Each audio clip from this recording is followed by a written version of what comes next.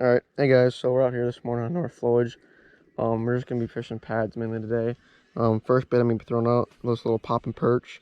Kind of like a mixture between a hula popper and a topwater frog. Basically just kind of throw it on pads, work it the same way, pop your rod every once in a while. What I'm working on is a Berkeley cherry wood rod, medium action. Pretty nice rod. I got a Abu Garcia Black Max combo on there. One of my favorite reels to use, but I'll just kind of cast out a couple times, get some footage. Hopefully we can catch some big fish today. So, find out.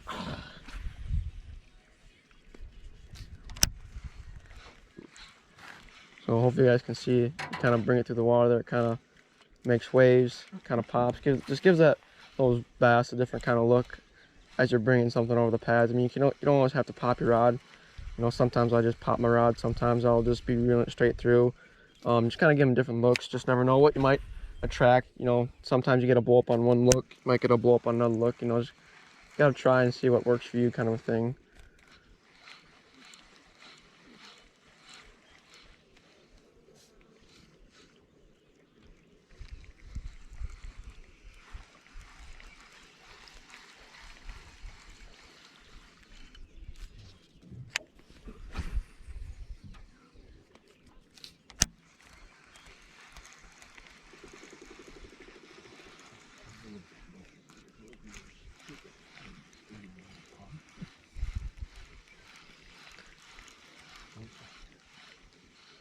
So you guys kind of see on the camera as I like bring it through the water here close to the boat, how it just kind of makes that pop motion, kind of causes some waves to come up. Like I said, just kind of maybe stirs those fish up a little bit more, kind of gives them a different look of a topwater bait. Might, you know, get a little more aggressive bite for a topwater blow up, hopefully.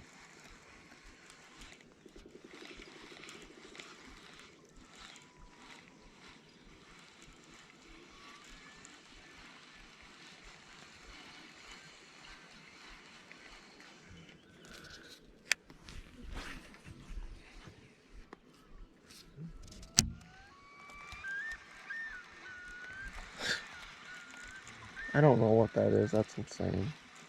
Sounds like an elk.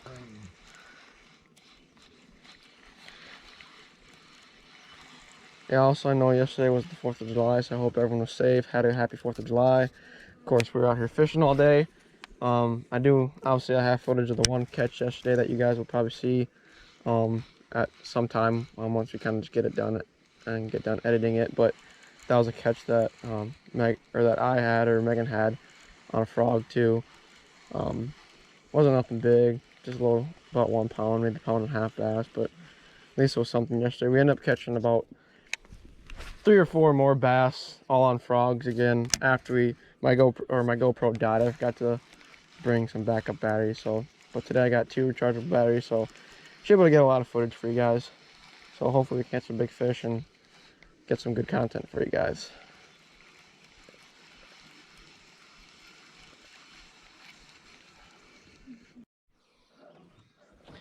All right, so we kind of switched up some spots. We pretty much went into, like, you can probably see, we're getting some really thick pads, kind of ish, but there's a lot of open ambush pockets, hopefully. So kind of switch up now from pop and perch really and getting a lot of bites. So kind of switch up to basic topwater frog. I mean, caught quite a few fish on this for the past couple days. Just simple black and red tail. Kind of looks pretty good with this. Also Abu Garcia Black Max reel, and Abu Garcia Vigilante 2.0 rod. Probably one of my favorite combos that I have, honestly. But I just matches the frog pretty well, both black and red. So I guess we'll cast this out here a couple times, see if we can't muster up.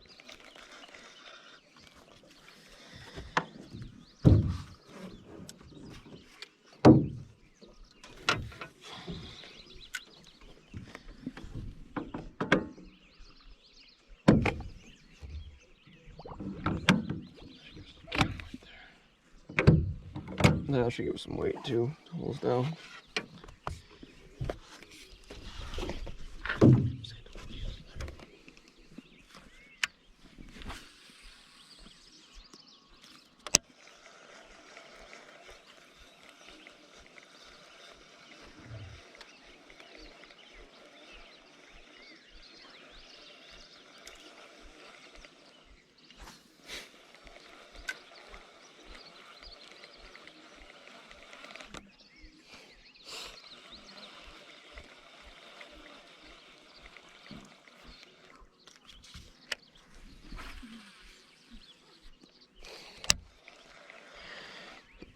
So it's kind of same kind of concept with this frog as with the pop and perch. You can either like do a just straight kind of retrieve, or you can like, you know, give a couple pops. You guys can kind of see that through the pads. I mean, sometimes it's just that extra little pop that just gets that bass attention, to get that better blow up, better strike kind of a thing.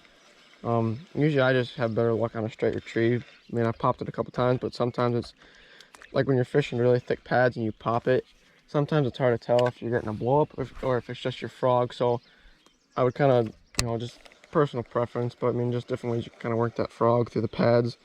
Hopefully you guys can see that pretty well, but so now I'm kind of popping it and just kind of burning through the pads. You know, don't always pop it consecutively. Maybe like pop it once or twice, let it sit, pop it once, you know, keep giving like a different look.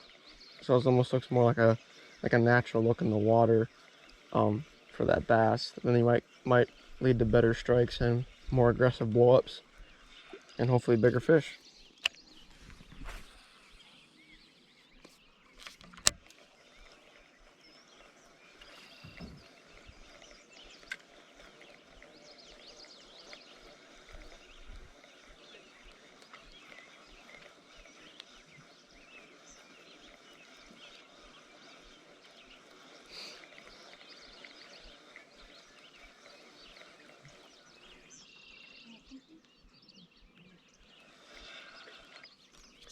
So also some of you may not know where I fish at. I fish in Wisconsin. Currently we're out on Fort McCoy right now. It's a military base here in Wisconsin. I'm sure some people might know it if you're not from Wisconsin. It's a pretty popular area, but we're on a lake called North Flowage. Pretty well known area for bass. Got a lot of panfish and stuff too. I mean, we usually just rent boats out here and stuff. We occasionally bring a little kayak out here, so we might see footage of that sometime later again too. But nice little lake. I mean, like I said, we've caught a decent amount of bass over the past couple days. Fortunately, I wasn't able to get footage of those because my GoPro died, and also the couple of days we fished, I didn't have my GoPro yet. But I'm not sure exactly where you guys fish at, or like what you guys usually fish for. But mainly in here, you know, we do a lot of pan fishing and a lot of largemouth bass. I mean, there's also an abundance of like northern and stuff that people usually fish for. Usually in a lot of other lakes around here in Fort McCoy, in the early seasons, they'll stock them with trout and stuff. But you know, we have pretty much the same fish. I know a lot more of you guys are probably from down south, probably got a lot of bigger bass down there. Our average size bass here, considered a good bass, is anywhere from 3 to 4 pounds. I mean, I'm not sure, like I said, how big bass are you guys fish or what you guys have to fish at all. A lot of our stuff is freshwater. We don't have any saltwater places around here to fish. Another good place to fish around here, hopefully we can get some footage of, is the Mississippi River. Sure a lot of people know about that. Kind of runs through the whole United States. So, but we'll kind of be, now I got a GoPro, we'll be getting footage of a lot of different lakes, some different ponds, campgrounds, lakes and stuff like that, marsh areas, just a bunch of different stuff. So hopefully I'll get a bunch of good footage for you guys. I'll also be doing the editing on the videos. I'm not the greatest at it, but hopefully we'll have enough footage to make up good quality content for everybody, and stuff that everyone was going to enjoy. So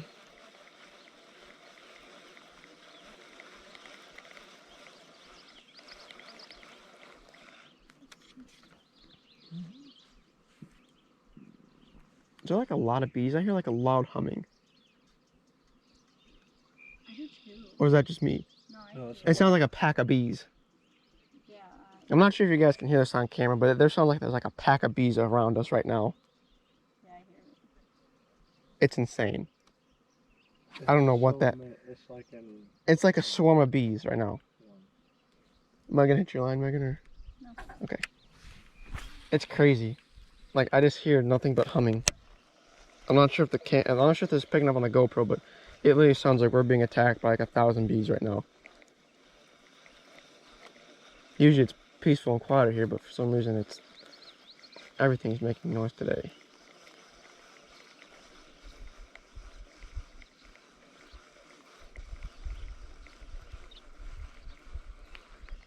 That's actually insane right now.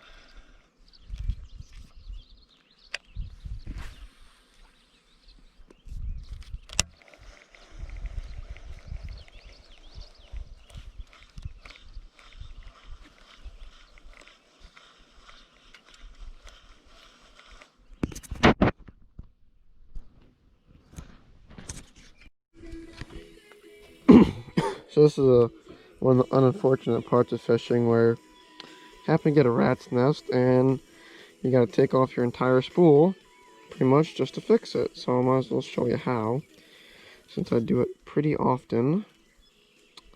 It's not, I'll tell you everyone, it's not fun, but it happens to the best of us, I guess. So eventually I'll get down to where my knot is.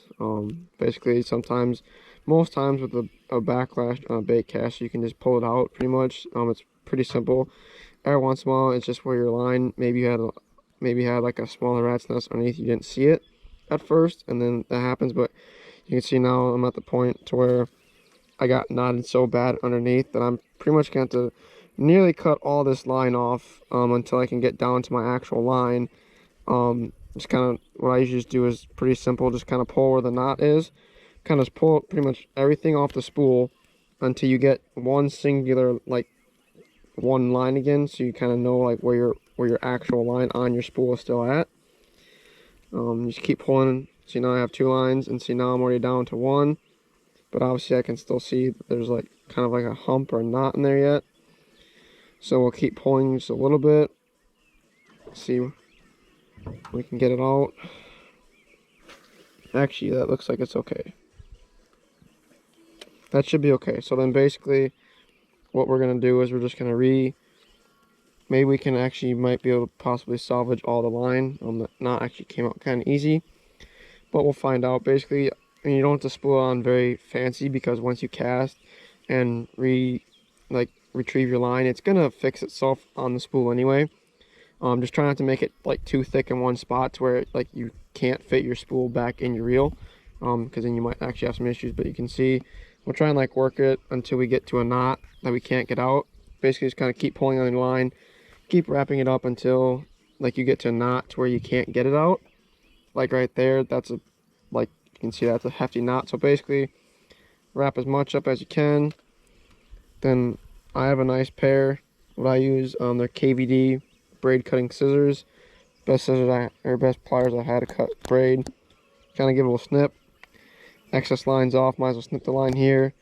Pull everything through. And then you just have to eventually you'll just re-spool and retie on, and you should be good to go. So I'll kind of show you how that goes here.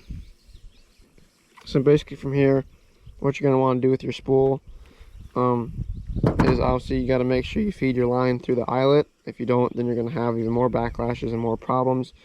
So always make sure that's fed through first.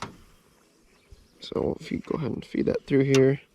And usually what I usually do is crank my reel until it's back in the middle. And then you feed it through the hole, obviously down here. Kind of just feed it through. Feed it through like so. Only feed it through a little ways, then make sure your line on your actual spool then is at the very top as you put it back in. And as you can see, there's like a short piece and a long piece. The long piece is what you need to go in first. Like I said, just make sure you keep it tight on the top, otherwise you're already going to have a rat's nest before you even put your spool back in. You're just kind of more problems for yourself. So just keep it over the top, just like this.